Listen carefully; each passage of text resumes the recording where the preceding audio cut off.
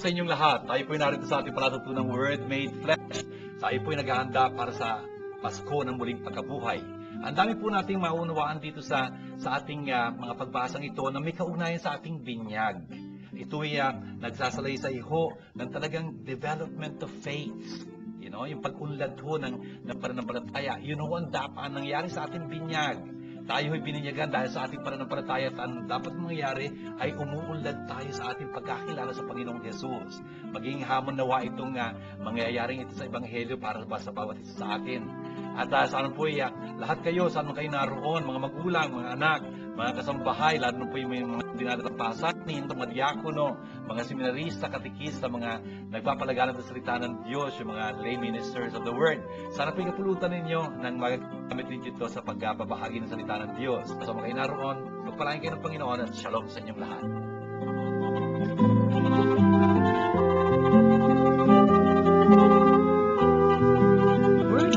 Is glad to invite you to attend the Bible study lessons with Father Junling God, SDB, every Tuesday at St. John Bosco Parish Church, Makati City, from 7:30 until 9:30 p.m.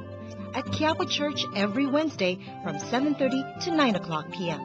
And every second and fourth Thursday of the month at VMI School Ayala Alabang from 7:30 to 9:30 p.m. Ang Word Made Flesh ay masayang nakikibahagi at malugod na sumusuporta sa pondo ng Pinoy. Word Made Flesh, through its Biblical Formation Institute, is glad to invite you to a Lenten recollection to be followed by the celebration of the Passover meal on March 19, 2008, from 6 o'clock p.m. to 9 o'clock p.m. at the Ruzen Hall, St. John Bosco Parish, Chino Rosas Avenue, 1200, former Pasay Road, Makati City. Hurry, reserve your places. First come, first served. For further inquiries, please contact Nitz Castro at 0917-629-1851 or 527-3952 or Pat Gualberto at 0921-373-8348 or 831-1446.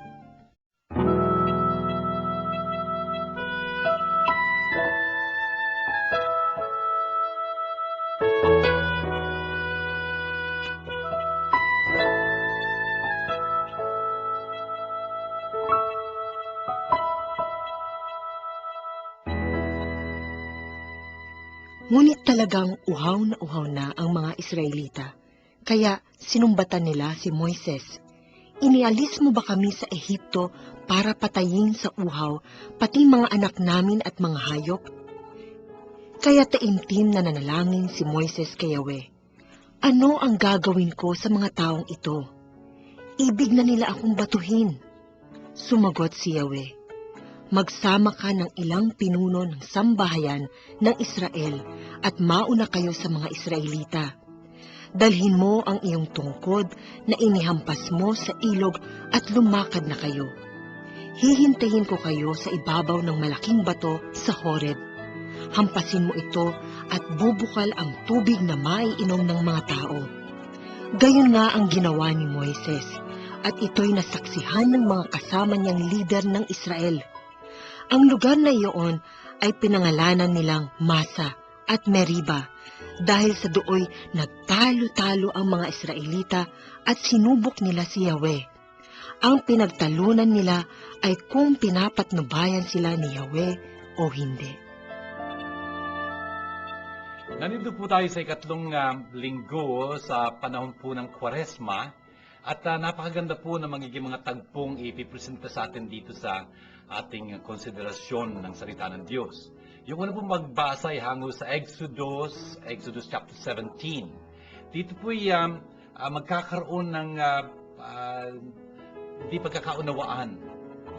Yung mga bayan ng Diyos na nandun sa ilang ho. Mag-aaway-away sila dito. Bakit? Talagang uhaw na uhaw sila. Kung kaya naman dahil sa uhaw nilang yan, naku, kung ano na po pinagsasabi nila laban kay Moises. At si Moises naman, sasangguni sa Diyos at hihingi ng tulong sa kanya. Ang sabi ng mga tao sa kanya, Moises, ba't mo kami dinadaldal dito sa Ehipto? Mamatay kami sa gutom dito, no? Tapos sabi ni Moises sa Diyos, Panginoon, tingnan nyo, sandali na papatayin na ako ng mga taong ito, ano ba dapat kong gawin dito? You know? At sasabihin ng Diyos sa kanya, you know, kunin mo yung yung tungkod ni Aaron, magsama ka ng ilang mga matatanda, at punta ka dun sa bato, parang talagang mayroon dun batong napakalaki na very special, at hampasin mo siya. You know? At bubulwak doon yung tubig para makainom yung mga tao. Tatawagin ho yung lugar na yon, tatawagin yung lugar na yon na Massa at Meriba. Nandito po sa verse 7. You know? Bakit? Kasi doon sila mag-aaway-away. Massa, doon talaga sila susubukin ng Diyos, Meriba. Okay? Susubukin nila ang Diyos at sasabihin, narito ba talaga sa piling natin ang Diyos? Brothers and sisters, tingnan nyo, napakaganda ho nitong tagpong ito. Marami hong dinaanan si Moises nung pinamumunuan niya ang kanyang bayan doon sa ilang. Ang dami hong pagsubok. You know? Bakit tinutukoy itong tubig na ito dito sa ating pagbasang ito ngayon? Bakit itong pinili? Kasi tinutugma ito doon sa ebanghelyo na tutukoy doon sa tubig na ibibigay mismo ng Panginoong Jesus. I mean, meron ho kasing usapan doon, magipagdialogo si Jesus doon sa babaeng Samaritana in John chapter 4. Brothers and sisters, tingnan niyo ho, pagka talagang may mga dinadaanan tayong pagsubok, ang dali-dali ho talagang mag-complain sa Panginoon. Bakit ganito? Bakit ganon? You know? At kung minsan, kumikitid talaga yung pananaw natin. Ang nakikita lang natin yung naranasan nating hirap. Pero brothers and sisters, hindi tayo dapat magpadaig doon sa mga panumandaling hirap na yon, ha? Kasi kung hindi, wala tayong pupuntahan. Can you imagine kung isang estudyante, talaga nasiraan ng loob dahil may mga examination siya, hindi siya makakapagtapos. Natural, para kay estudyante ka pa kung sirain ang loob mo. Estudyante ho, student, from Latin, studio studere, means to strive, magpursige. By definition, ang estudyante nagpupursige, hindi na nasisiraan ang loob. That's it, Pero ganun ho yun. Dapat sa alang-alang natin yung hinaharap para hindi tayo masiraan tuluyan ng loob. Lagi ho nating kapiling ang Panginoon. Itong tagpong ito maganda dahil doon ho sa sulat ni San Pablo sa mga taga-Corinto po, chapter 10, verse 3 and 4, sasabihin niya sa atin, he will refer to this fact here, yung rock na yon. At sasabihin niya yung batong yun ay lagi nating kapiling. At yung batong yun ay si Kristong Panginoon, the rock of our salvation. Francis, that's very true. I mean, lahat sila kumain ng manna sa disyerto, lahat sila nagsiinom sa isang batis na ganoon. Bakit? Kasi ang inom naman nila ay yung spiritual rock na yun, na talaga namang sumunod-sunod sa kanila, at yung rock na yun, yung bato yun, ay si Kristo. Sabi ni San Pablo dito. At brothers and sisters, isang bagay na dapat natin pakaisipin. Pagka pinag-uusapan yung uhaw para sa tubig na ito, dapat po natin marinig yung sinabi ni Propeta Amos sa chapter 8, verse 11 ng kanyang aklat. Ang sabi niya doon, darating ang mga araw na magkakaroon ng taggutom at magkakaroon ng tag-uhaw. Pero hindi gutom para sa tinapay o uhaw para sa tubig, kundi uhaw, para sa pakikinig sa salita ng Diyos, sa salita ng Panginoon. Francis, malagim ho yun when you think about it. Kasi hindi naman, ang sabi ng Panginoon, hindi naman sa tinapay lang nabubuhay ang tao, kundi pa sa bawat salita na namumutawi sa bibig ng kanyang Diyos. Paano kung wala na nangangaral ng salita ng Diyos? Paano tayo magkakaroon ng liwanag? Paano tayo magkakaroon ng direksyon? Paano tayo magkakaroon ng katotohanan? Hindi ho gabat, doon ho sa Psalm 119, verse 105, ang sabi ho doon ay, your word is a lamp for my feet, a light for my path. Paano kung wala na nangangaral ng salita ng Diyos?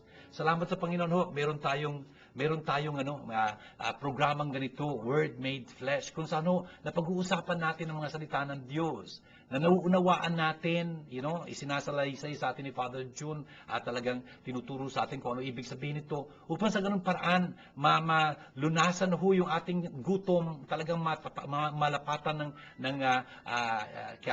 kaalis ng ating uhaw, at mag-aalis ng tunay na gutom natin at tunay nating uhaw ay ang salita ng Diyos.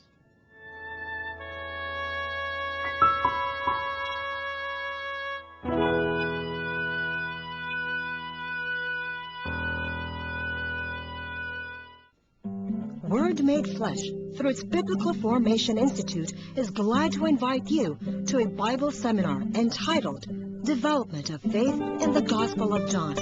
First part, on March 8, 2008, from 8:30 a.m. to 6 o'clock p.m. Development of Faith in the Gospel of John. Second part, on March 29, 2008, from 8:30 a.m. to 6 o'clock p.m. The venue is at the Lay Formation Center, Lay Force, in San Carlos Formation Complex, EDSA, Guadalupe, 1200 Makati City. Telephone number 895-5555, local 300 and 301. For further inquiries, please contact Nitz Castro at 0917-629-1851 or 527-3952. Or Pat Gualberto at 0921-373-8348 or 831-1446. Hurry! Reserve your places. First come, first served.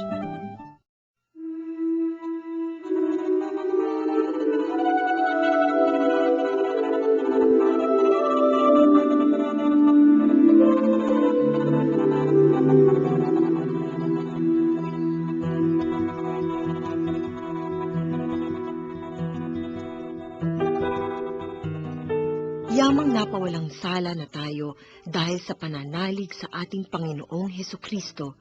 Sa pamamagitan niya'y mayroon na tayong kapanatagan sa harapan ng Diyos.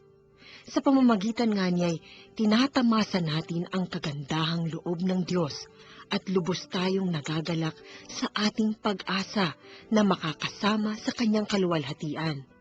Hindi tayo nabibigo sa ating pag-asa, sapagkat ang pag-ibig ng Diyos ay ibinuhos sa ating mga puso sa pamamagitan ng Espiritu Santo na ipinagkaloob na sa atin. Sapagkat noong tayo mahihina pa, namatay si Kristo sa takdang panahon para sa mga makasalanan. Mahirap mangyaring ialay ninuman ang kanyang buhay alang-alang sa isang taong matuwid, bagamat maaaring may mga has na gumawa nito alang-alang sa isang mabuting tao. Ngunit ipinadama ng Diyos ang kanyang pag-ibig sa atin nang mamatay si Kristo para sa atin noong tayo'y makasalanan pa. Atin pong pinakikinggan para sa ikalawang pagbasa natin dito ang napakadakilang sulat ni San Pablo sa mga taga-Roma, chapter 5 po. Ang sabi niya dito, dahil tayo'y talagang pinaging matuwid ng Diyos sa pamamagitan ng pananampalataya, mayroon tayong kapayapaan sa pamamagitan ng ating Panginoong Hesukristo. Sa pamamagitan niya, verse 2, ay nagkaroon tayo ng daan sa pamamagitan ng pananampalataya ito sa kanyang biyaya na ating kinatatayuan ngayon. Brothers, importante ho yung sinabi sa atin dito. Tayo ho ay naging matuwid, hindi dahil sa napakabuti natin, napakarami nating ginawa. Hindi ho, pananampalataya ho naging daan sa ating pagiging matuwid sa harapan ng Diyos. Pagiging matuwid sa harapan ng Diyos, matuwid, justice, justification, lahat ho yung mga salitang yun, uprightness, righteousness, katuwiran, katarungan, pare-parehong ibig sabihin nun. Tayo ho ay tapat sa ating kasunduan sa Diyos. Yun ho yun. Nagkaroon ho tayo ng pagkakataong maging mapanumbalik doon sa katapatang yun. Kasi ho, nagkasala tayo, hindi ho tayo tapat sa ating tipan sa Diyos. Pero binigyan ho tayo ng pagkakataong maging tapat uli. Mapanumbalik tayo doon, maging matuwid. Napanumbalik ho yung magandang relasyon natin ng Diyos. Paano? Dahil nanampalataya tayo kay Kristo Jesus bilang ating Panginoon at tagapagligtas. At dahil doon ho, nagkaroon tayo ng biyaya. Yun yung biyaya, grace, ibig sabihin, kinalulugdan tayo ng Diyos. charming, graciousness. Ano ho yun eh, maganda ho ang tingin sa atin ng Diyos. Kinalulugdan niya na ho tayo dahil tayo naging mga anak niya sa pamamagitan ng binyag. This is my beloved Son in whom I am well pleased. Yun ang sinabi ng Ama tungkol kay Jesus sa binyag niya. Yun din ho nangyayari sa atin dahil sa ating binyag. Binigyan tayo ng biyaya kung kaya kinalulugdan tayo ng Diyos. You know? Tapos dahil doon, talaga ho, pinagmamalaki natin yung luwalhatian ng Diyos na yun sa pag-asa ho. Dahil may pag-asa tayo rin luluwalhatian niya. Hindi lang yun. Pinagmamalaki natin pati na ho yung ating mga kapighatian, yung ating mga pagsubok na ganyan, our afflictions. Bakit? Alam ho natin kasi hindi ho baliwala ang mga pagsubok sa buhay natin. Tulad din naman sa isang estudyante, yung mga examination ho, yung mga hirap na yun, pag nagpiprepare sa examination, hindi baliwala yun. Kasi sa pagitan ng mga hirap na iyon, magtatagumpay siya sa kanyang mga examination. Kung kaya makaka-abante siya, makaka-graduate siya, at magandang kinabukasan nakalaan sa kanya. Bakit? Nagdusa siya. Pero kung ang iyong diploma, for example, binili mo lang sa recto, ay naku, pambalot lang ng tinapa yun. Walang ibig sabihin, you know? Bakit? Hindi ka naman pinawisan dun, no? Hindi ka naman nagsunog ng kilay, no? Something like that. Exactly. Yun ang mga pagdurusa natin, pinagmamalaki natin. Yung mga pagdurusang sinasapit natin dahil gusto natin maging tapat kay Kristo. Bakit? Yung mga pagdurusang yun, nagpo-produce yun ng katatagan. Endurance, you know? Tapos yung endurance na yun, talagang nagiging magandang karakter sa atin yun. Talagang makikita mo, merong proven character yung taong yan, katatagan ng loob. Talagang marunong siya sa magbata. Hindi lang yun. Yung proven character na yun, nagbibigay ho sa atin ng pag-asa. Pag-asa hong hindi nang bibigo. Bakit? Kasi binuho sa ating mga puso ang pag-ibig ng Diyos sa pamamagitan ng Espiritu Santo. You know? Napakahalaga po mga katagahan nitong sinasabi sa atin ng ating pagbasang ito. Brothers and sisters, importante ho yung mga pagdurusa sa buhay natin, ha? Huwag natin sayangin. Talaga hong ganun na dapat dumaan tayo sa mga pagsubok. Kasi sa pamamagitan nun talagang tumatatag tayo. Nagiging maganda yung personalidad natin. Tuloy, dahil may personalidad tayong matatag at maganda, mayroon tayo, nakatitingin tayo sa kinabukasan, may pag-asa. Kasi alam natin, mayroon tayong pinagdaanan. Hindi binabaliwala yun. At nagpapalakas ang ating kalooban doon sa pag-asang yun, na hindi nang bibigo, no? Ay dahil talagang binuhos sa atin ang pag-ibig ng Diyos. Mahal na mahal po tayo ng Diyos. Binigay niya sa ating Espiritu Santo. Yun nga ho yung ating pinagmamalaki dito na si Jesus ho namatay para sa atin. Yung kamatayan niyang yun ang talaga nating kaligtasan. Pinagmamapuring at pinagpapasalamat ho yun sa Panginoon.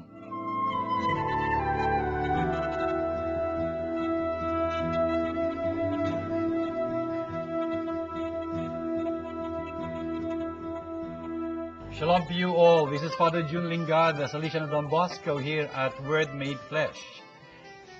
I'm very happy to share with you the fact that God has seen us through 3 years in this programming. And if you feel you have been blessed in one way or another, do help us continue this program. Support us financially. And if you want to do that, please know that our Word Made Flesh Foundation Incorporated account in the Bank of Philippine Islands, current account, is numbered 0011165362. Our dollar account, FCDU, account number 0014151206, with a SWIFT address as BOPIPHMM. In that way, you are partnering with God's Word, with the Word made flesh, and we will be able to really and truthfully say at the end of our program, through you, God has brought this program about. This program is brought to you by God, the Word made flesh. Indeed, God is our sponsor, and that's very beautiful. And so I like to thank you on behalf of the Word Made Flesh Foundation Incorporated. Anywhere you are, shalom to you all. Word Made Flesh, through its Biblical Formation Institute, is glad to invite you to a Bible seminar entitled Development of Faith in the Gospel of John. First part, on March 8, 2008, from 8:30 a.m. to 6 o'clock p.m. Development of Faith in the Gospel of John. second part, on March 29, 2008, from 8:30 a.m. to 6 o'clock p.m. The venue is at the Lay Formation Center, Lay Force, in San Carlos Formation Complex, EDSA, Guadalupe, 1200 Makati City.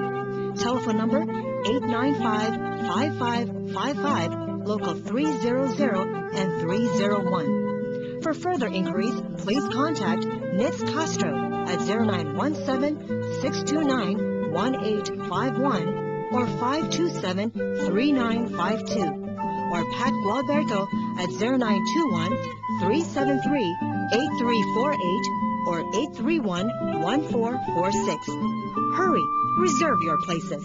First come, first served.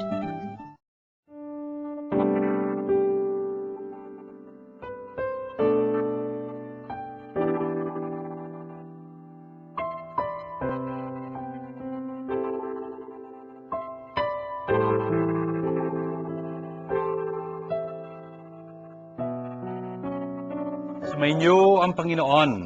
Ang magandang balita ng Panginoon ayon kay San Juan. Dumating si Jesus sa isang bayan doon na tinatawag na Sicar, malapit sa bukid na binigay ni Jacob sa kanyang anak na si Jose. Dito matatagpuan ang balon ni Jacob. Umupo si Jesus sa tabi nito sapagkat siya'y napagod sa paglalakbay. Halos katanghali ang tapat na noon. May isang Samaritanang dumating upang umigib. Sinabi ni Jesus sa kanya, "Maaari bang makiinom?" Wala noon ang kanyang mga alagad sapagkat bumili ng pagkain sa bayan. Sinabi sa kanya ng Samaritana, "Kayo'y Hudyo at Samaritana ako. Bakit kayo humingi sa akin ng inumin?" Sapagkat hindi nakikitungo ang mga Hudyo sa mga Samaritano. Sumagot si Jesus, "Kung alam lamang ninyo kung ano ang pinagkakakaloob ng Diyos at kung sino itong humihingi sa inyo ng inumin, marahil ay kayo ang hihingi sa kanya at kayo'y na may bibigyan niya ng tubig na nagbibigay buhay." "Ginoo," wika ng babae, "malalim ang balong ito at wala man lamang kayong panalok. Saan kayo kukuha ng tubig na nagbibigay buhay? Higit pa kaya kayo kaysa aming ninunong si Jacob na nagbigay sa amin ng balong ito? Uminom siya rito, pati ang kanyang mga anak at ang kanyang mga hayop." At sumagot si Jesus, "Ang umiinom ng tubig na ito'y muling nauuhaw. Ngunit ang uminom ng tubig na ibibigay ko ay hindi na muling mauuhaw. Ito'y magiging bukal sa loob niya. Babalong at magbibigay sa kanya ng buhay Diyos." Sinabi ng babae, "Ginoo, kung gayon po'y bigyan ninyo ako ng tubig na sinasabi ninyo, nang hindi na ako mauhaw at ni pumarito pa upang sumalok. Umuwi ka at isama mo rito ang iyong asawa," wika ni Jesus. "Wala po akong asawa," anang babae. "Tama ang sabi mong wala kang asawa," tugon ni Jesus, "sapagkat 5 ang iyong naging asawa at ang kinakasama mo ngayon ay hindi mo asawa. Totoo ang sinabi mo."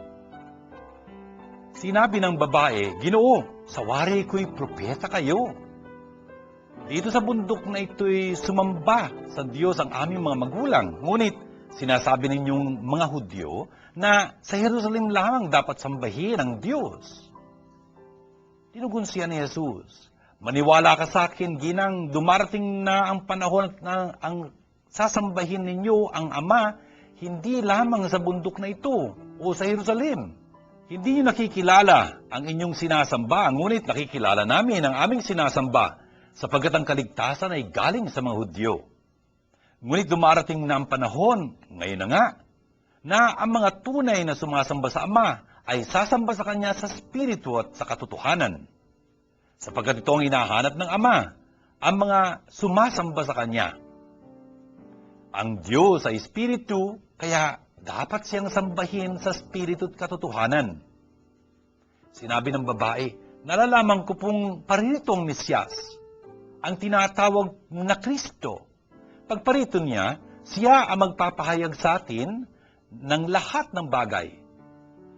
Akong nagsasalita sa iyo ang tinutukoy mo, sabi ni Jesus. Dumating ng sandaling yon ang kanyang mga alagad. Nabigla sila nang makitang nagipag-usap siya sa isang babae. Ngunit isa man sa kanila'y walang nagtanong kung ano ang ibig ni Jesus o kaya'y kung bakit siya nakipag-usap sa babae. Iniwan ng babae ang kanyang banga, bumalik sa bayan at sinabi sa mga taga roon, "Halika kayo, tignan ninyo ang taong nagsabi sa akin ng lahat ng ginawa ko. Siya na kaya ang Kristo?" Kaya't lumabas sila ng bayan at nagpunta kay Jesus.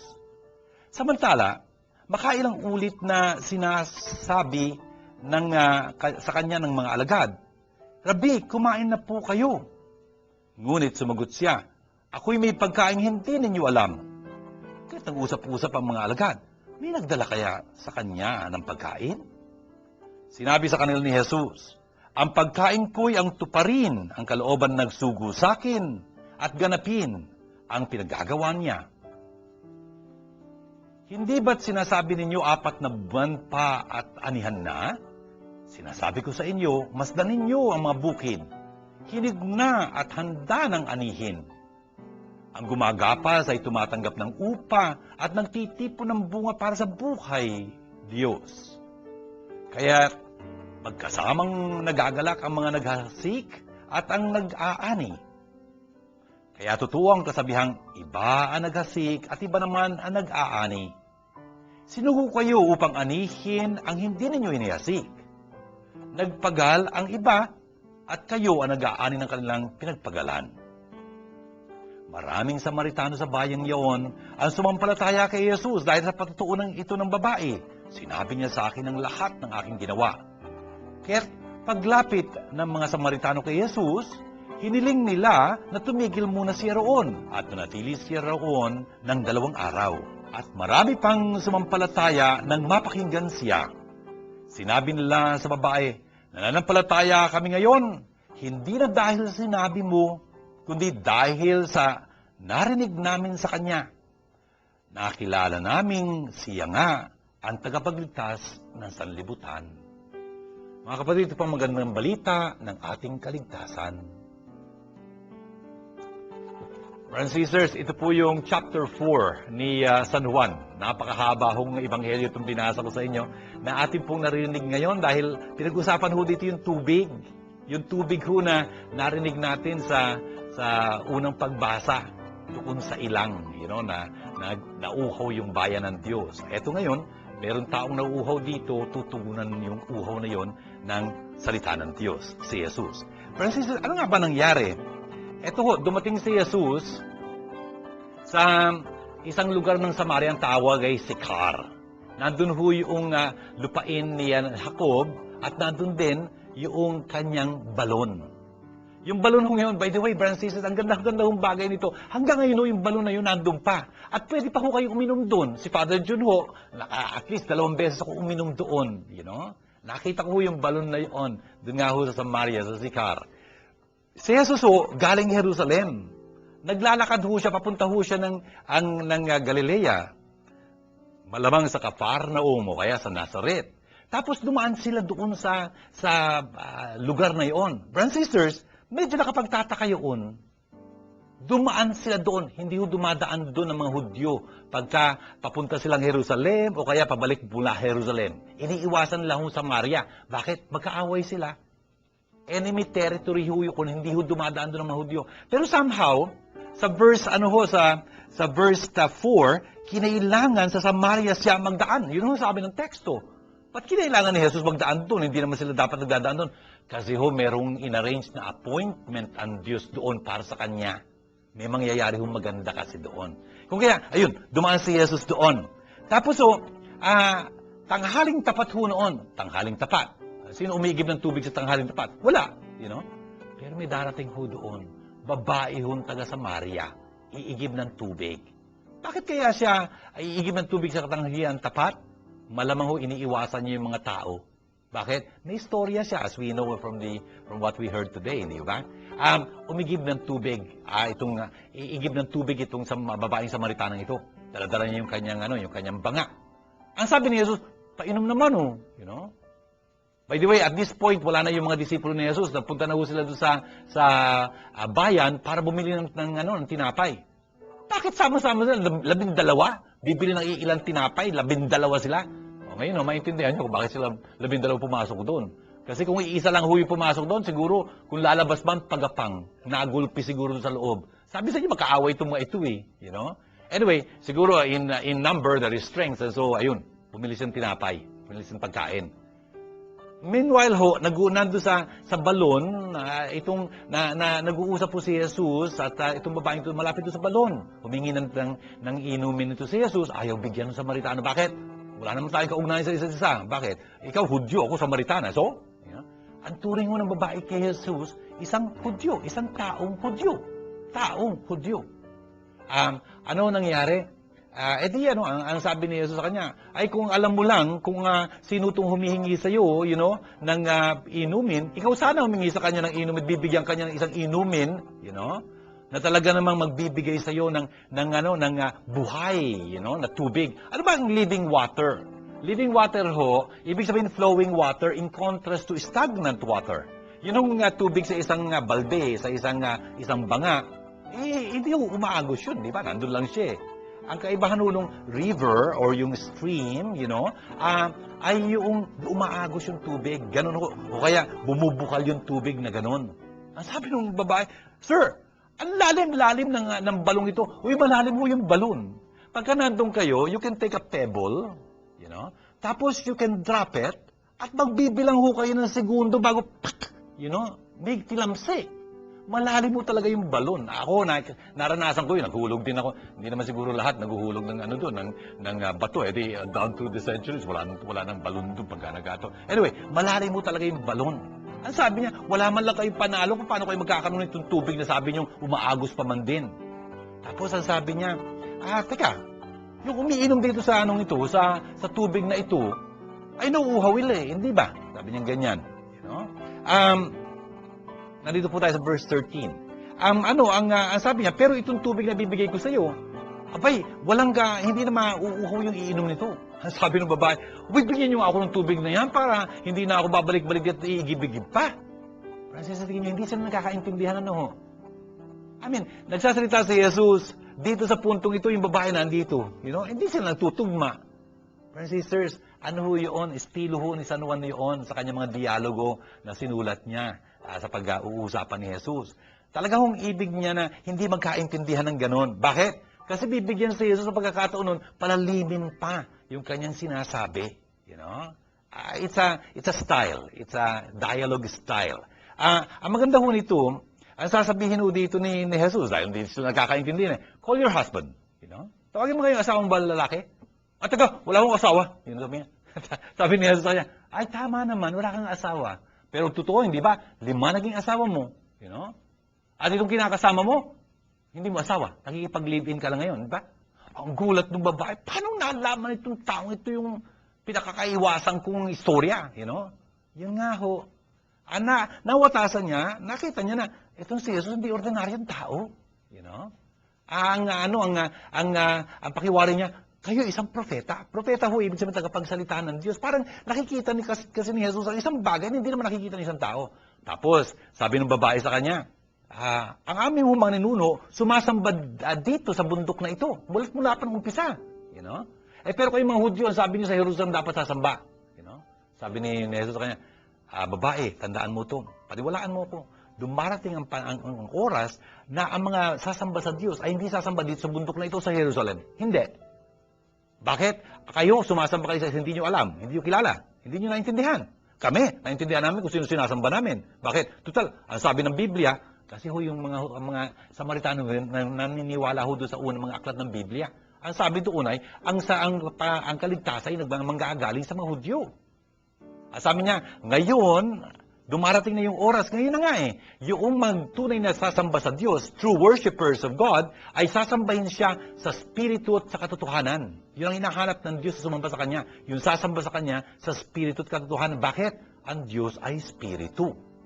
Brothers and sisters, tignan niyo yun. Sabi ni Jesus, ang sasamba sa Diyos, ang tunay na matagasamba ng Diyos, dapat sumamba sa Espiritu at sa katotohanan.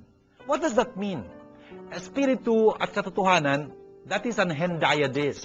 Dalawang salita, iisa lang ang kahulugan. Isa lang ang kaisipan. Anong ibig sabihin nun? Ang dapat sumasamba sa Diyos, ang tunay na sumasamba sa Diyos, ay yung sasamba sa Kanya sang-ayon sa inilalahad ng Espiritu. Yun ang ibig sabihin ng Spirit and Truth. In Spirit and in Truth. Dalawang bagay yun, in Spirit and in Truth. Yun ang ibig sabihin nun, in the Spirit revealing Himself. Truth ho, tignan nyo, always read the text in context. You're in St. John. Truth in St. John, yung katotohanan sa Ebanghelyo ng San Juan, ay mayroong kaugnayan sa paglalahad ng Diyos. It has something to do with revelation. Sa mga tugo, ang tunay na sasamba sa Diyos, dapat sasamba sang-ayon sa inilalahad ng Espiritu. Hindi yung sang-ayon sa gusto nila. Gusto ko ganito, pagsamba ko, gusto ko ganito. Hindi. Kung sasamba ka sa Diyos, dapat sambahin mo siya sang-ayon sa kalooban ng Diyos mismo. At ang Espiritu Santo maglalahad noon. Yun ang ibig sabihin ng to worship God in spirit and in truth. You know? Bakit? Ang Diyos ay Espiritu. Espiritu. Brothers and sisters, ang Espiritu, hindi mo maintindihan. Hindi mo masasagap, hindi mo masasalat. Bakit? By definition, Espiritu. Brothers and sisters, maintindihan mo lang itong Diyos na ito kung siya mismo ang maglalahad ng kanyang sarili sa iyo. Brothers and sisters, did you understand that? You cannot see the Spirit. You can only feel it. If the Spirit, if you didn't feel the Spirit, you will not understand that. Just like in another passage in St. John, he will say, God is light. Pagkabulag ka, kahit na gamitin ng buong dictionary liwanag sa iyong liwanag, hindi maintindihan. Why? You never experienced that. In John chapter 1 John chapter 4 verse 8 and verse 16, God is love. Brothers and sisters, pagka hindi mo naranasan ng pag-ibig, hindi mo maintindihan yun. Really. Yun nga ho, and God is that. Ang tinidinan ho dito, pagka hindi mo naranasan ng Diyos, hindi mo siya makikilala, brothers and sisters. Sa madalit sabi ho, anong tinakbo nitong istoryang ito? Tingnan nyo, itong babaeng ito, maintindihan niya o makikilala niya, lalago yung kanyang pagkakilala kay Jesus. Una, nakilala niya si Jesus bilang tao, a Jew. Tapos, medyo, are you greater than our father Jacob? Medyo parang mas angat na siya sa pagiging tao lang. Kasi si Jacob, great ancestors of the Jews and of course of the Samaritans. Tapos sabi niya, I see that you are a prophet. Hindi lang siya, tao, kundi propeta siya, tagapagsalita siya ng Diyos. Tapos mamaya-maya, pag-uusapan nila dito, I know that the Messiah is coming. I am the Messiah. Jesus will tell, oh, He is the Messiah. And afterwards, yung mga tao sa dulo ng ating istorya, talagang makikilala si Jesus bilang tagapagligtas ng sanlibutan. Sisters, meron ng paglago ng pananampalataya dito. Lumalago ho ba ang ating pananampalataya kay Jesus? Sana ho, talagang sa pag-aaral natin sa salita ng Diyos, pakikinig natin dito sa ating programang ito, sana ho talagang umuunlad yung pag-unawa natin sa Panginoong Jesus. Papapalapit tayo sa Kanya. Mamahalin natin siyang tunay.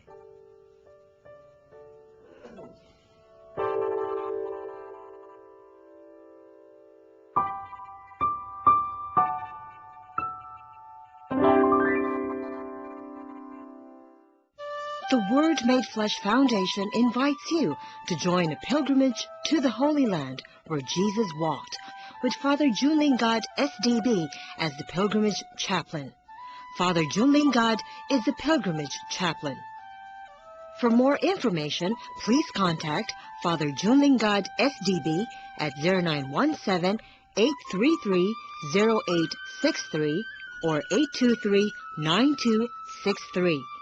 Or text the Makulangan at 0918-929-0984 or 892-1858. Or Nitz Castro at 0917-629-1851 or 527-3952.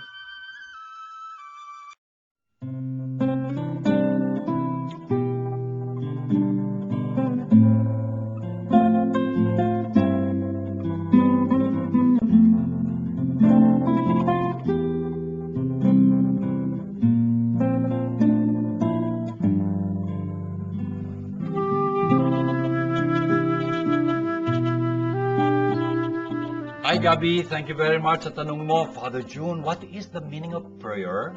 You know? Magandang tanong to, no? Napakahalaga. Prayer ay yung bibigay tinig natin sa ating pananampalataya, pag-asa at pag-ibig. Gabi nananampalataya tayo, ibig sabihin we believe in God. You know, He is our loving Father. We believe in Jesus, our brother, our Savior. We believe in the Holy Spirit who inhabits us, who dwells in our hearts, something like that. We hope in God, you know. We hope that when we sin, He will forgive us. We hope that by His grace, we will reach heaven one day. We love God, you know, God who first loved us, you know. Yung pananampalatayang yung faith na yon, yung pag-asang yon, yung hope na yon, yung pag-ibig na yon, yung love na yon, isinasaad natin, binibigyan nating tinig, talaga napapahiwatig natin pagka nagdarasal tayo. Kasi hindi ka naman magdarasal sa Diyos kung hindi ka naman naniniwala sa Kanya, no? Hindi ka naman hihingi ng tawad sa Kanya o hihingi sa Kanya ng mabiyaya niya kung alam naman, hindi naman pagkakaloob sa iyo, no? Kung wala kang pag-asa tungkol doon.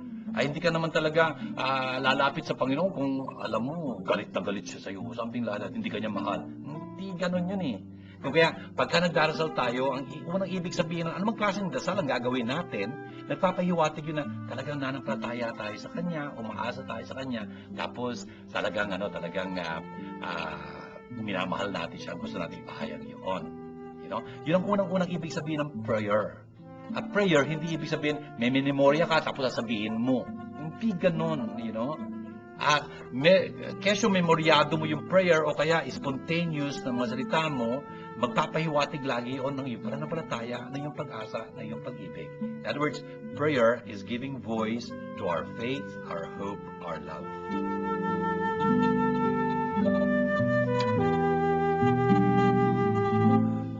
Hi Maxine, thank you sa question mo, Father June. Which prayer should we pray every day? You know? I think marami tayong prayer na pwedeng dasalin. Alam mo, sa ecclesia, sa church, ang pagdarasal, ang dasal na araw-araw dinarasal ng ecclesia, ng church, tatlong beses at least sa umaga, sa misa, at sa gabi, you know, morning prayer, mass, and evening prayer, ay yung Our Father, you know. Kasi yun ang panalangin tinuro sa atin ni Jesus. Panalangin dapat maging modelo ng ating pagdarasal, you know.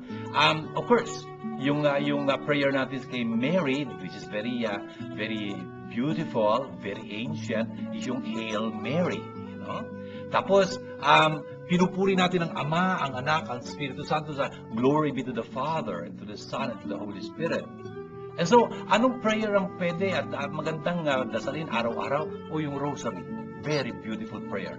Kahit na sino pwede magdasal ng rosary, you know? Bata, matanda, o something like that, pwedeng dasalin yung rosary. At hindi lang sa simbahan. Pwedeng dasalin ang rosary anywhere, everywhere, you know? Kunyari, nasa bus ka, o kaya nagbabiyahe ka, o naghihintay ka ng sakyan, pwede ka magdarasal ng rosary. Ano ba yung rosary na yun? I think you know.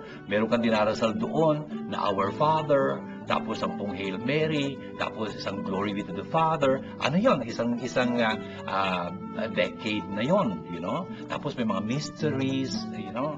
Yung joyful, sorrowful, yung luminous, tapos yung glorious, tiglilimang mysteries yun, for example.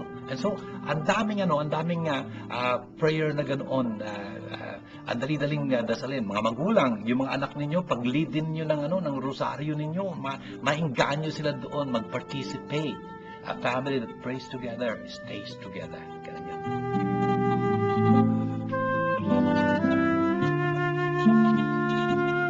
Hi, Moisha. Thank you sa tanong mo, Father June. Why is it important to go to church? Ang galing, ano? Ano bang church? Ano bang ibig sabihin ng church? Ang church, of course, siguro tinutukoy mo dito yung simbahan, yung sambahan, ano? Yung gusali, kung saan nagtitipon-tipon yung mga Kristiyano, yung mga Katoliko, lalo na pagkalinggo para sa misa, whatever day, novena, and prayers like that, no? Pero ang gusto kong tanong muna, ano ba yung church? Hindi yung simbahan, kundi tayo ay church. Ano ba yun? Ang ibig sabihin nun, yung komunidad, yung samahan, no, ng mga nananampalataya, the community of believers, Importante, nagsasama-sama tayo. Hindi pwedeng mag-isa. Bakit? Naku, manghihina ang pananampalataya mo pagka ganun. Baka balang araw, wala ka na doon sa samahang iyon. Bakit? Tignan mo for example, ewan ko lang kung maintindihan natin ito. Kunyari, campfire, may mga kahoy tayong pinagsama-sama, ganyan. Tapos may apoy siya, tapos we gather together, ganyan, no? Campfire. Brothers and sisters, ano mangyayari kung aalisin mo yung isa dong kahoy? Dati nag-aalab yan, nag-aapoy yan. Pagka inalis mo siya, makikita mo, maya-maya wala nang apoy, baga na lang. Maya-maya, wala nang baga, uling na lang. Ay nako, wala nang silbi. Kung gusto mo nag-aalab to, dapat lagay muli siya dun sa loob. Noong apoy na yun.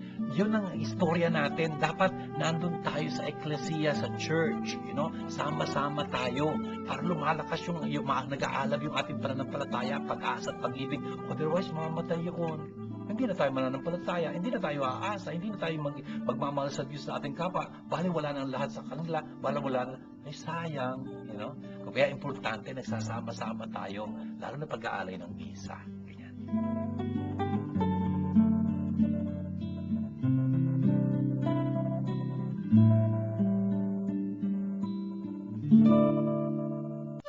The Word Made Flesh Foundation invites you to join a pilgrimage to the Holy Land where Jesus walked, with Father June Lingad, SDB, as the pilgrimage chaplain. Father June Lingad is the pilgrimage chaplain.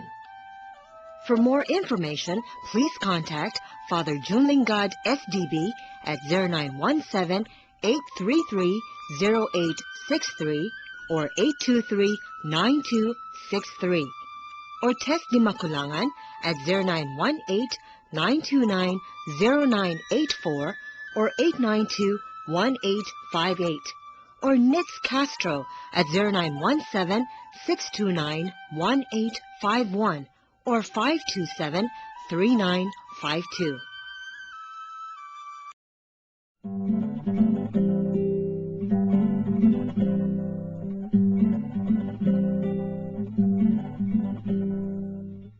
Tingnan po dito sa ating mga pagbasa para sa ikatlong linggong ito sa Kwaresma, ang dami pong pinaalala sa ating mga talagang katotohanan at importanteng mapunto ng ating pamumuhay Katoliko, Kristiyano. Yung unang pagbasa natin mula sa Exodus, pinakita ho na talagang nandito ho tayo sa ilang sa buhay na ito. Naglalakbay tayo. Pwede ho tayong mauhaw. At ang magpapatid ho ng ating uhaw ay ang ating Panginoong Jesucristo mismo. Siya magbibigay sa atin ng tubig na babalong sa buhay Diyos. Water that will well up to eternal life. Napakaganda po noon. Tapos, yung second reading natin, pinaalala sa atin, tayo nagiging matuwid sa harapan ng Diyos. Napapatawad tayo hindi dahil sa mga ginawa nating mga gandang mga bagay. Hindi. Kundi dahil sa ating pananampalataya kay Jesus, ating nakapagligtas. Kung kaya, pinagpapasalamat ho natin yon.